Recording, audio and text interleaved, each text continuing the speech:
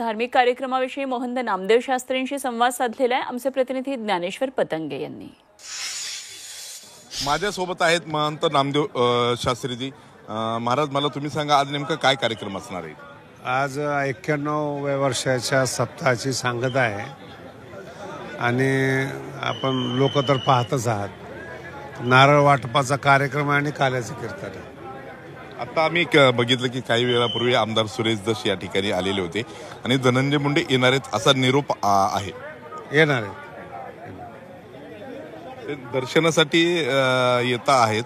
तुम्ही त्यांना काही सल्ला देणार? आपण जे बघतो की मागच्या काही दिवसापासून जे बीड जिल्ह्यात विशेष करून जे सामाजिक ध्रुवीकरणाचं वातावरण झालेलं आहे, दोन्ही वेग आपापल्या समाजाचे नेते आहेत, त्यांना काही तुम्ही सल्ला देणार?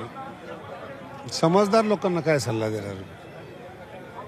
अध्यात्माचं ठिकाण आहे हा प्रश्न नाही, काल्याचा महाप्रसाद घ्यायला येतात, एवढंच राजकारणाबद्दल बोलेल। तुम्ही त्यांना काही सांगणार आहात का की त्यांनी राजकारणात कसं राहिलं पाहिजे किंवा पुढची दिशा काय असली पाहिजे? विशेषतः धनंजय मुंडे बऱ्याच दिवसांनी तुमच्या भेटीला येत आहेत। राजकारणाचा प्रश्न न विचारलेला उत्तम।